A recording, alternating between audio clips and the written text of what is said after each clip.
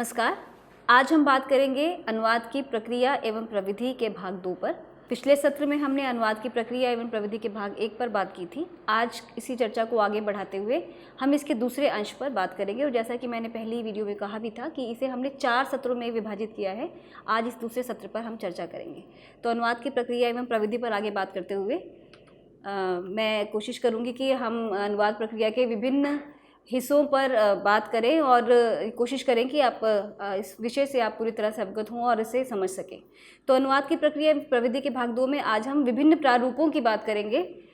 आप इस स्लाइड पर देखेंगे कि किस तरह हमने इसको विभाजित किया हो और किस तरह हमने पिछले हिस्से में इसकी चर्चा की थी। अनुवाद प्रक्रिया विभिन्न प्रारूप, जिस पे आज हम चर्चा करने जा रहे हैं नाइडा द्वारा प्रतिपादित अनुवाद प्रक्रिया का प्रारूप, न्यूमार्क द्वारा प्रतिपादित अनुवाद प्रक्रिया का प्रारूप और बाथगेट द्वारा प्रतिपादित अनुवाद प्रक्रिया का प्रारूप। तो ये 3 प्रारूप हैं जिसकी आज हम चर्चा करेंगे इस सत्र में और हम देखेंगे कि किस तरह ये विभिन्न प्रारूप अनुवाद की प्रक्रिया में अनुवाद की प्रक्रिया को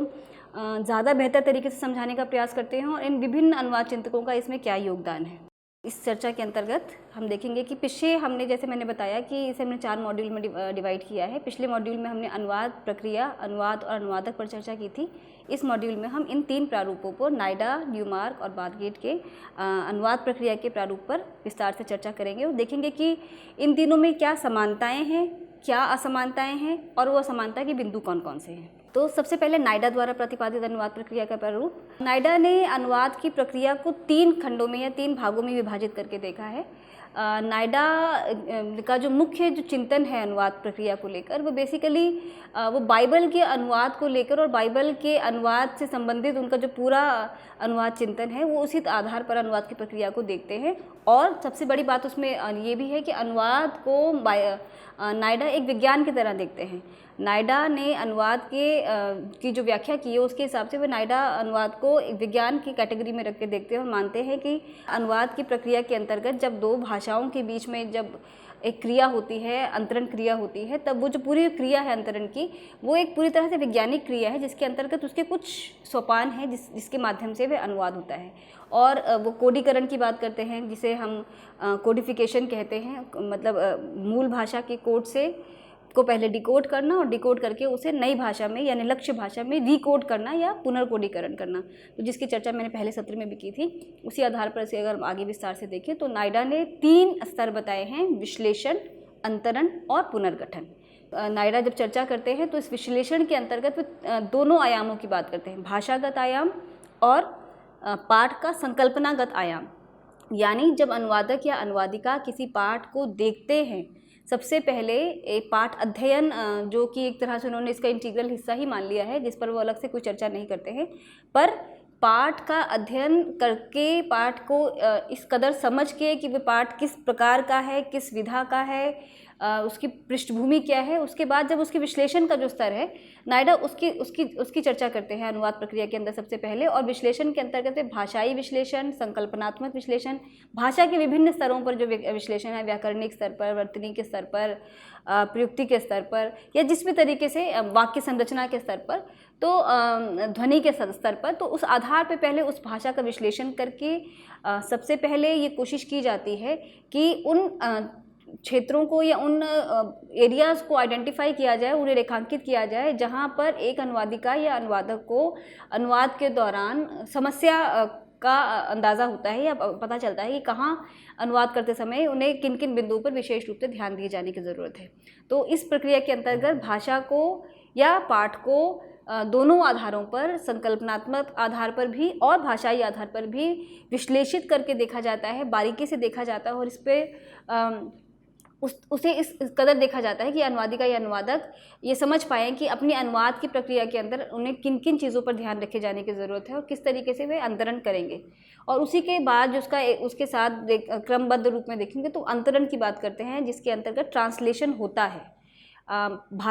एक भाषा से दूसरी भाषा के बीच में भाषांतरण जिसे हम कहते हैं, ट्रांसलेशन होता है। उस अंतरण के अंतर्गत जब विश्लेषण के बाद जब किसी पाठ का विश्लेषण कर लिया जाता है दोनों ही स्तरों पर, उन दोनों स्तरों पर विश्लेषण के बाद पाठ को एक भाषा के प्रतीकों को दूसरी भाषा के प्रतीकों के माध्यम से अंतरित किया जाता है। और उस अंतरण की प्रक्रिया के अंतर्गत जिस भी तरह की समस्याएं आई हैं उनके लिए, जैसे कि नायडा सुझाते हैं, वो जैसे अपने अनुवाद के प्रकारों में जब वे जिक्र करते हैं तो formal correspondence and dynamic equivalence की बात करते हैं। यानी कि जब किसी पाठ का अनुवाद किया जाता है या जब कोई पाठ किसी अनुवादिका या अनुवादक के सामने एक चुनौती के रूप में होता है, तो उस पाठ के अनुवाद को लेकर क्या क्या पद्धतियाँ या क्या क्या स्ट्रैटेजीज या कौन सी एक तरह से कहा जाए कि प्रविधि सुनिश्चित की जाए या कौन सी प्रविधि लगाई जाए जिससे स्पष्ट हो सके कि बेहतर अनुवाद हो पाएगा। तो उस दृष्टि से वे डायनेमिक इक्विवेलेंस और फॉर्मल कॉरेस्पॉन्डेंस की बात करते हैं। और फॉर्मल कॉरेस्पॉन्डेंस का जिक्र वे खासतौर पर जो हमारा ज्ञानात्मक साहित्य है उस संदर्भ में देखते हैं। और जो डायनेमिक इक्विवेलेंस है, जिसे कि हम कह सकते हैं निकटतम समतुल्य के संदर्भ में जब उसकी चर्चा करते हैं, तो वो उस डायनेमिक इक्विवेलेंस यानी निकटतम समतुल्य में कोशिश करते हैं कि जब दो सामाजिक सांस्कृतिक किस्म का पाठ हो और हमें एक भाषा से उस पाठ को दूसरी भाषा के दूसरे समाज या संस्कृति में आरोपित करना है, उसे वहाँ स्थापित करना है, तब ऐसी स्थिति में अनुवादिका या अनुवादक को उस दूसरी भाषा के अंतर्गत ऐसे समतुल्यों को, निकटतम समतुल्यों को ढूंढने का प्रयास करना चाहिए जिसके माध्यम से हम एक भाषा के पाठ को दूसरी भाषा में आरोपित कर सकें, ताकि अनुवाद यथासंभव अनुवाद हो पाए। तो इस संदर्भ में भी विश्लेषण के अंतर्गत अनुवाद की जो उनकी अपनी प्रक्रिया है उसके अंतर्गत वो इसे अनुवाद प्रक्रिया को इस तरीके से देखते हैं। और जब अंतरण की बात, जैसे मैंने कहा कि नायडा ने जो दो प्रकार भी अनुवाद के बताए हैं, वो उसी संदर्भ में अंतरण के संदर्भ में अनुवाद में इन दो प्रकारों का जिक्र करते हैं और किस तरीके से अनुवाद किया जाता है उस पर इसे अप्लाई करके देखते हैं। और जो तीसरा चरण है जिसे पुनर्गठन कहा जाता है, वह है जिसके अंतर्गत पाठ को अनुवाद के बाद यानी भाषांतरण के बाद उसे पुनः देखा जाता है और इस नज़र से देखा जाता है कि वह पाठ लक्ष्य भाषी पाठक और पाठक वर्ग या समाज के लिए क्या उतना ही संप्रेषणीय हो पाया जितना कि वह मूल में था। तो जब हम इन तीन चरणों की बात करते हैं, और जैसा कि मैंने अपने पहले सत्र में भी जिक्र किया था कि प्रतीकांतरण भूमिका सिद्धांत के अंतर्गत जब हम जिक्र कर रहे थे कृष्ण कुमार गोस्वामी और रविन्द्रनाथ श्रीवास्तव द्वारा सुझाए गए अनुवाद के सिद्धांत पर जब हम जिक्र कर रहे थे, तो मैंने इसकी चर्चा की थी कि अनुवादक की जो भूमिका है वह बदलती है प्रक्रिया के अंतर्गत। जब वे किसी पाठ को पढ़ रहे होते हैं, विश्लेषण कर रहे होते हैं, तो उनकी भूमिका पूर्णतः एक पाठक की भूमिका होती है। जब वे उसका अंतरण कर रहे होते हैं, अंतरण करते समय वो एक द्विभाषिक होते हैं, और जब वे उसका पुनर्गठन कर रहे होते हैं यानी कि इस पाठ को लक्ष्य भाषी समाज के लिए एक कह सकते हैं कि एक मानक पाठ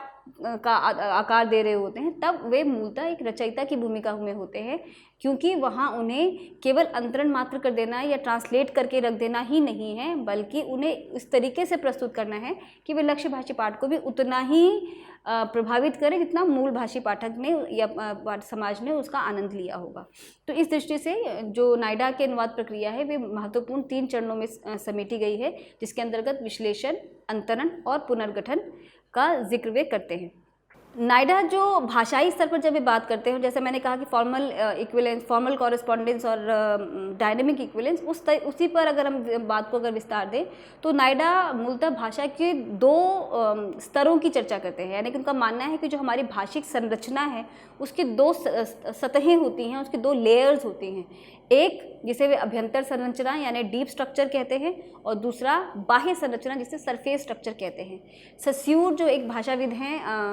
उनका भी मानना है कि भाषा के 2 स्तर होते हैं, डीप स्ट्रक्चर और सरफेस स्ट्रक्चर। और डीप स्ट्रक्चर और नायडा के चिंतन पर सस्यूर का प्रभाव भी दिखता है। तो किस तरीके से डीप स्ट्रक्चर और सरफेस स्ट्रक्चर जो भाषा के 2 स्तर हैं वो किस तरह से काम करते हैं कि अगर आप देखें तो अभ्यंतर संरचना के स्तर पर मूल पाठ का संदेश स्रोत भाषा और लक्ष्य भाषा के लिए समान रूप होता है। यानी कि मूल पाठ में जो संदेश है, जो उसका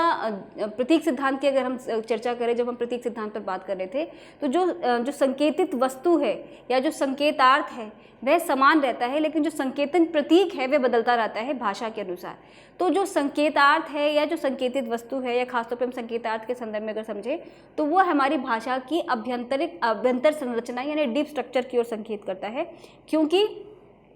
कोई भी वस्तु, कोई भी अवधारणा जैसी एक भाषा में है उसी के संकल्पना उसी आधार पर हम दूसरे भाषी समाज में भी कर सकते हैं, लेकिन उसे अभिव्यक्त करने के लिए, उसे पुनर्प्रस्तुत करने के लिए, उसे एक नई भाषा में रिप्रोड्यूस करने के लिए या उसे स्थापित करने के लिए उसके लिए अलग भाषिक प्रतीकों की ज़रूरत होती है। जैसे अंग्रेज़ी से हिंदी में अनुवाद करते समय अंग्रेज़ी के भाषा प्रतीकों की जगह पर हिंदी के भाषा प्रतीकों का इस्तेमाल होता है, शब्द प्रतीकों का इस्तेमाल होता है और उस तरीके से उसे दूसरी भाषा में स्थानांतरित किया जाता है। तो जो हमारा डीप स्ट्रक्चर है भाषा का और जो सरफेस स्ट्रक्चर है, ये इस आधार पर आपस में अंतर्गुम्फित भी हैं और एक दूसरे से अलग भी हैं कि जो हमारा सरफेस स्ट्रक्चर होता है वो वह स्तर है जिसे हम भाषा का बाह्य रूप, यानी कि जो भाषा, व्याकरण, शब्द या भाषिक संरचना, इस आधार पर हम उसकी लिपि और इस आधार पर हम भाषा को देखते हैं। लेकिन उसका जो डीप स्ट्रक्चर है वह स्ट्रक्चर है या वह संरचना है भाषा की, जो उस समाज की निर्मिति के साथ, उस सामाजिक सांस्कृतिक परिवेश की निर्मिति के साथ आकार पाती है। तो एक अनुवादिका या अनुवादक को जब किसी पाठ का अनुवाद करना होता है, जब वे किसी पाठ का अनुवाद कर रहे होते हैं, तो उस अनुवाद प्रक्रिया के दौरान उन्हें भाषा की इन दोनों ही सतहों को न केवल बेहतर समझना होता है, अपितु उसे उसी तरीके से संप्रेषित भी करना होता है कि केवल शाब्दिक अनुवाद ना हो जाए। जैसे हम अंतरण की प्रक्रिया में जब हम जिक्र करते हैं, तो अंतरण की प्रक्रिया में कई बार जो अनुवाद है, हम एक भाषा के प्रतीकों से दूसरी भाषा के प्रतीकों को स्थानांतरित करते हैं और उसे प्लेस कर देते हैं। लेकिन जब हम पुनर्गठन की प्रक्रिया में जाते हैं, तब हम देखते हैं कि जिन प्रतीकों को या जिन शब्दों को या जिन पर्यायों को हमने मूल भाषा के बरक्स रखा है लक्ष्य भाषा में, क्या वह उस पाठ के अनुसार हैं, क्या वह पाठ में रखकर केवल अनुवाद मात्र तो नहीं रह गए हैं, क्या वे पूरी तरह संप्रेषणीय हैं, क्या वे कंप्लीट टेक्स्ट, कंप्लीट पाठ का पुनर्निर्माण कर पा रहे हैं या नहीं। तो इस स्तर पर हम देखते हैं कि जो भाषा की जो संरचना है, जिसकी दो स्तरों की हम बात करते हैं, उसकी डीप स्ट्रक्चर और सरफेस स्ट्रक्चर। तो डीप स्ट्रक्चर वह स्ट्रक्चर है भाषा का, यह संरचना है जो हमारे समाज की निर्मिति के साथ भाषा के भीतर जन्म लेती है। जैसे हम कहते हैं कि कोई भी भाषा अपने समाज या अपनी संस्कृति या अपनी परंपरा या अपने सामाजिक, सांस्कृतिक, भौगोलिक, धार्मिक, राजनीतिक परिवेश से अलग नहीं हो सकती, वह उसके बीच में ही बुनी होती है। इसीलिए माना जाता है कि सभ्यता, संस्कृति और भाषा का जो संबंध है वो अन्योन्याश्रय, यानी जिसे एक कहा जाए कि आपस में एक दूसरे से गुथा हुआ है, उसे आप एक से काट कर नहीं देख सकते। तो इस स्तर पर हम देखते हैं कि जो भाषा का जो डीप स्ट्रक्चर है वो उसके बीच में काम करता है और उसकी भाषिक निर्मिति सामाजिक सांस्कृतिक आधार पर होती है, और उसका जो सरफेस स्ट्रक्चर है वो उसका भाषा का बाह्य पक्ष, जिसे हम व्याकरणिक संरचना या भाषागत संरचना के स्तर पर देख सकते हैं। न्यूमार्क द्वारा प्रतिपादित अनुवाद प्रक्रिया का प्रारूप, जैसे मैंने कहा कि हम आज 3 प्रारूपों की चर्चा करेंगे, नाइडा, न्यूमार्क और बाथगेट। तो हमने नाइडा पर अभी चर्चा की, अब हम न्यूमार्क पर देखेंगे और न्यूमार्क किस तरीके से अनुवाद प्रक्रिया के चरणों की बात करते हैं और उनके यहाँ कौन कौन से महत्वपूर्ण चरण हैं, हम उस संदर्भ में से समझेंगे। न्यूमार्क ने अनुवाद प्रक्रिया की 2 स्थितियों पर प्रकाश डालते हुए मूल पाठ और अनूदित पाठ के सह संबंध को 2 स्तरों पर स्थापित करने का प्रयास किया है। मूल पाठ और अनूदित पाठ का अंतरक्रमिक अनुवाद अर्थात शब्द प्रति शब्द अनुवाद, और दूसरा है मूल पाठ का अर्थबोधन और अनूदित पाठ में उसका अभिव्यक्तिकरण। तो हम यहाँ देखते हैं कि न्यूमार्क का जो चिंतन है उसमें जो अनुवाद प्रक्रिया का जब वे जिक्र करते हैं तो मूलतः 2 ही चरणों की बात करते हैं, अर्थबोधन जिसे बोधन भी कहते हैं, और दूसरा अभिव्यक्तिकरण, यानी जिसे पुनर्गठन या अंतरण के संदर्भ में समझा जा सकता है। हम अगर नाइडा के अनुवाद प्रक्रिया को अगर मानक प्रक्रिया के रूप में देखें या उस स्तर पर अगर हम बात करें, तो न्यूमार्क केवल 2 ही चरणों की बात करते हैं, जिसको कह सकते हैं कि बहुत ही संक्षेप में या ये कह कि या समेटते हुए बहुत होलिस्टिक वे में इसे वो 2 ही चरणों में विभाजित करते हैं और उस तरीके से उसकी व्याख्या करते हैं और अनुवाद प्रक्रिया का जिक्र करते हैं। जैसे मैंने चर्चा की शुरुआत में ही कहा कि नाइडा का जो अनुवाद चिंतन है वे बाइबल के आधार पर निर्मित है, यानी बाइबल के अनुवाद को लेकर ही उनका एक पूरा चिंतन आकार पाता है। और उससे भी ज़्यादा ज़रूरी ये है कि जो नाइडा ने अनुवाद को एक वैज्ञानिक प्रक्रिया की तरह देखा, जिसके अंतर्गत वे भाषा की व्याकरणिक संरचना पर ज़्यादा बात करते हैं। लेकिन जब हम न्यूमार्क के चिंतन की तरफ जाते हैं तो न्यूमार्क का चिंतन थोड़ा सा ज़्यादा व्यवहारिक या थोड़ा सा ज़्यादा गहन लगता है, जिसके अंतर्गत वे जो बोधन की जो उनकी प्रक्रिया है, अनुवाद प्रक्रिया के अंतर्गत जिस बोधन का जब वे जिक्र करते हैं तो उसके अंतर्गत वे पाठ अध्ययन, पाठ का विश्लेषण और ये विश्लेषण भाषाई, सामाजिक, सांस्कृतिक और व्याकरणिक हर स्तर पर है। तो जब वे अर्थबोधन की बात करते हैं तो उस अर्थबोधन के अंतर्गत अनुवादिका या अनुवादक से ये अपेक्षा रहती है कि वे किसी पाठ को पढ़कर पहले उसका पूरा आस्वाद ले, उसे आत्मसात करें, उसे समझ लें कि वह पाठ कहना क्या चाहता है, किस मनोभूमि का पाठ है, अगर वह सामाजिक सांस्कृतिक किस्म का पाठ है या साहित्यिक संदर्भ का पाठ है, तो लेखक के साथ, मूल रचनाकार के साथ अनुवादक या अनुवादिका का तादात्म्य स्थापित हो पाया है या नहीं। तो जो पहला स्टेज है वो उस आधार पर हम बोधन को समझते हैं, जो अपने आप में थोड़ा सा ज़्यादा व्याख्या की मांग करता है, जिसके अंतर्गत न्यूमार्क ने पाठ अध्ययन और पाठ का विश्लेषण, जिसमें उनके दोनों ही प्रारूप आते हैं, संकल्पनात्मक भी और भाषाई भी, जिसके अंदर वो सामाजिक सांस्कृतिक विश्लेषण का भी जिक्र करते हैं और बोधन को व्यापक स्तर पर समझाने का प्रयास करते हैं कि पाठ का बोधन यानी अनुवादक या अनुवादिका की उस मनस्थिति का निर्माण जिसके बाद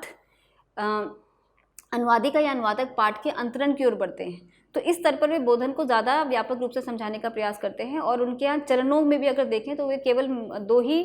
चरणों का जिक्र करते हैं, अर्थबोधन और अनुदित पाठ में फिर उसका अभिव्यक्तिकरण। अभिव्यक्तिकरण से संदर्भ अगर हम नायडा के ही सिद्धांत के अनुसार देखें तो नायडा जिसे अंतरण और पुनर्गठन कहते हैं, उसी आधार पर आप अभिव्यक्तिकरण को समझ सकते हैं। जब उसे इस तरीके से मूल पाठ से लाकर लक्ष्य पाठ में स्थापित किया जाता है और लक्ष्य पाठ में स्थापित करके उसे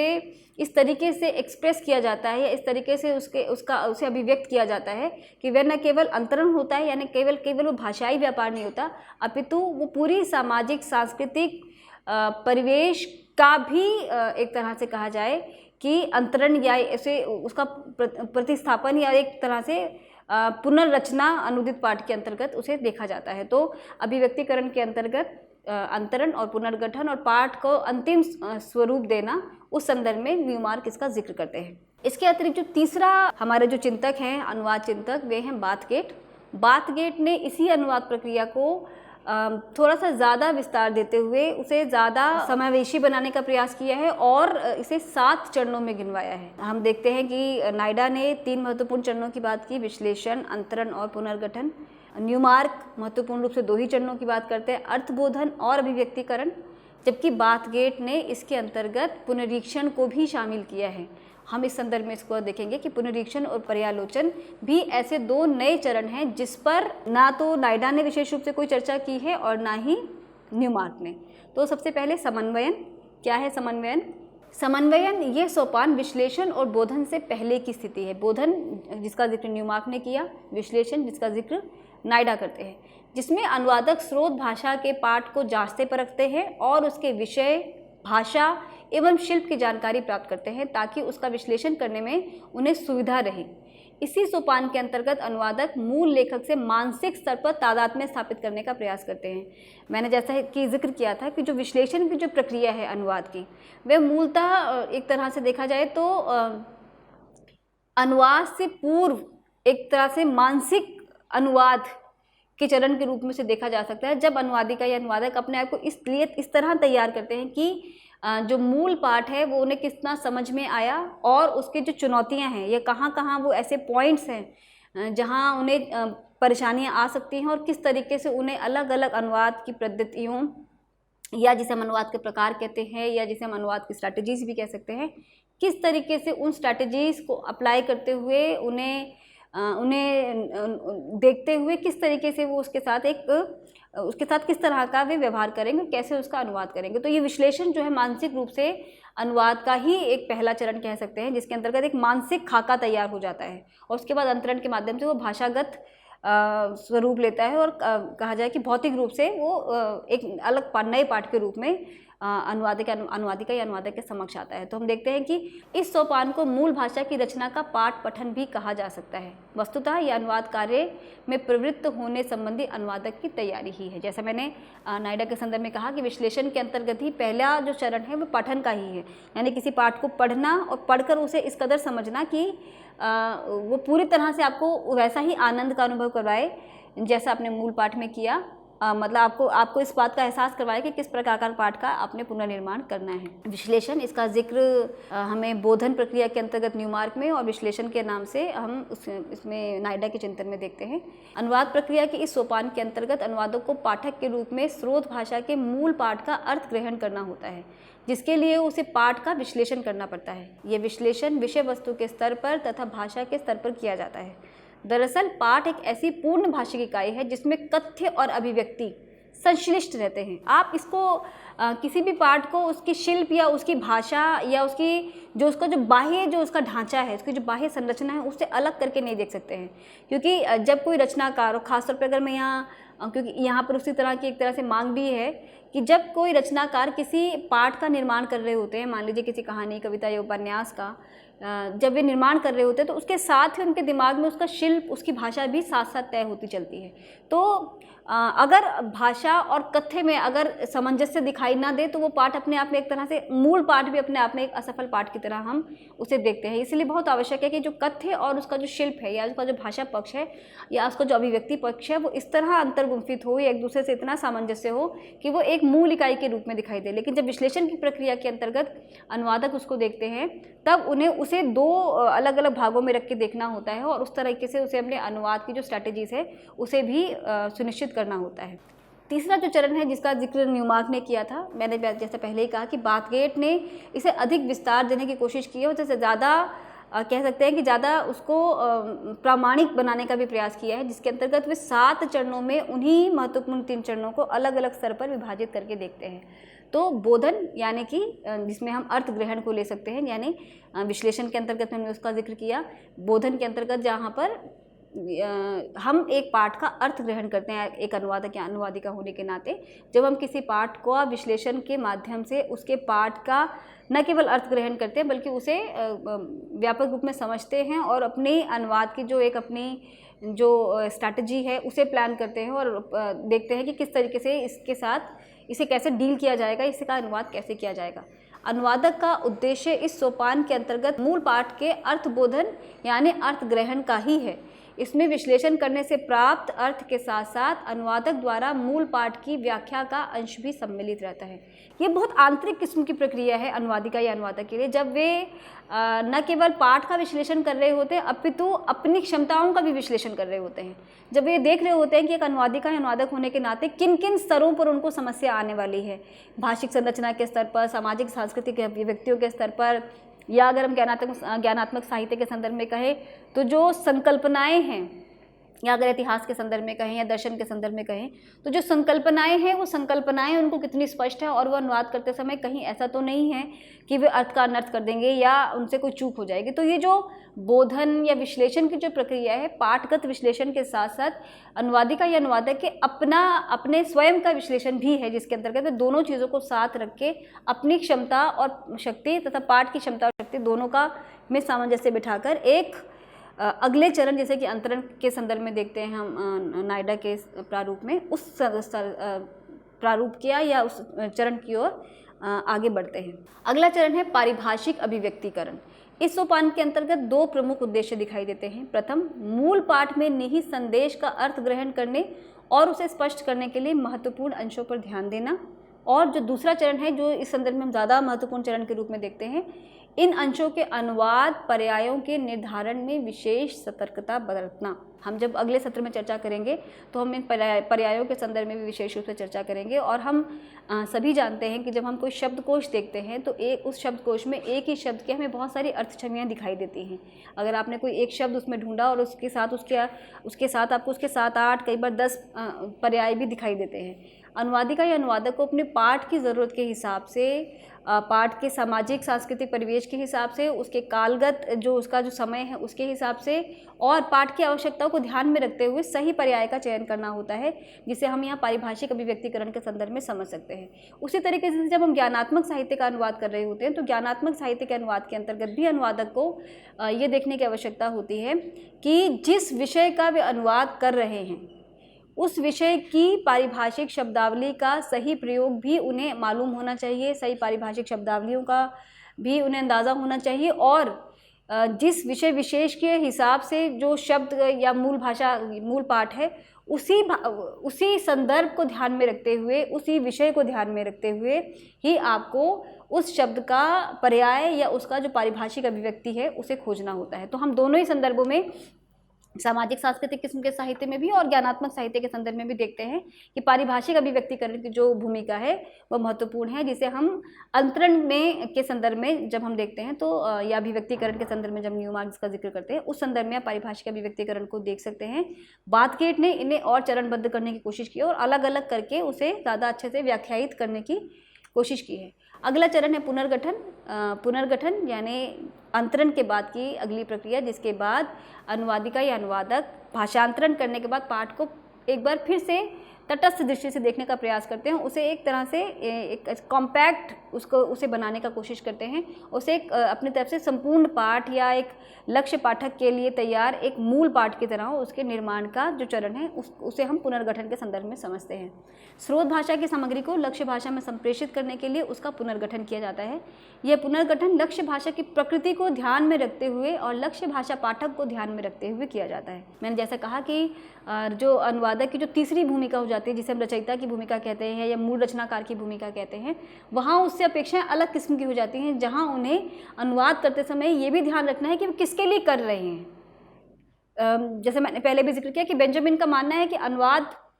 उनके लिए किया जाता है जिन्हें स्रोत भाषा नहीं आती। हम लक्ष्य भाषा भाषी समाज के लिए अनुवाद करें तो लक्ष्य भाषा भाषी समाज की सुविधा को ध्यान में रखते हुए, उनकी प्रकृति को ध्यान में रखते हुए उसे इस तरीके से अभिव्यक्त किया जाए कि वह अनुवाद होने के साथ वो कम्युनिकेबल भी हो, उतना ही संप्रेषणीय हो, उतना ही खूबसूरत भी हो। इसीलिए पुनर्गठन पुनर्विन्यास लक्ष्य भाषा में अभिव्यक्ति के स्तर पर किया जाता है। अगला चरण पुनरीक्षण, जिसके जिक्र ना नायरा ने किया है ना न्यूमार्क ने किया है। अनुवाद प्रक्रिया के अंतर्गत भी इसे एक तरह से बाह्य चरण माना जाता है, लेकिन बाथगेट ने इसे अपनी प्रक्रिया के अंतर्गत ही इसका जिक्र किया है, जिसके अंतर्गत अनुवाद के 3 महत्वपूर्ण चरणों से गुजर जाने के बाद पाठ को कोई दूसरे अनुवादक या कोई दूसरे व्यक्ति एक बार फिर से देखते हैं, जिसे हम तटस्थ दृष्टा कहते हैं, जिसे बिल्कुल ही न्यूट्रली और अनबायस्ड रूप में देखा जाता है। और इस तरीके से देखा जाता है कि पाठ की भाषिक संरचना के आधार पर, कथ्य की संरचना के आधार पर, संकल्पना के आधार पर, तथ्यों के आधार पर क्या कहीं कुछ ऐसी चूक या कोई ऐसी भूल तो नहीं हो गई है जिससे अनुवाद में अर्थ का अनर्थ हो जाए, या कि ये कहा जाए कि पाठ पूरी तरह से संप्रेषित ना हो पाए, या संकल्पनाएं जिनके अनुवाद के लिए ये पूरी प्रक्रिया या पूरी क्रिया की गई है वह संकल्पना क्या कम्युनिकेट हो पा रही है या पूरी तरीके से उसका अनुवाद हो पाया है, वह संप्रेषणीय है या नहीं। तो इस तरीके से हम देखते हैं कि जो पुनरीक्षण का जो स्तर है या पुनरीक्षण का जो सोपान है, जिसे ना नायडा ने जिसका जिक्र किया है ना ही न्यूमार्क ने, लेकिन बाथगेट इसे अपने अनुवाद प्रक्रिया के अंतर का चरण मानते हैं, जिस पर हम विस्तार से जब बात करेंगे तो आगे आने वाले सत्रों में इस पर हम और विस्तार से चर्चा करेंगे। और है अंतिम चरण, जिसे हम पर्यालोचन कहते हैं। बाथगेट ने जिसे पर्यालोचन कहा है, जो मूलतः एक तरह से अनुवाद विमर्श का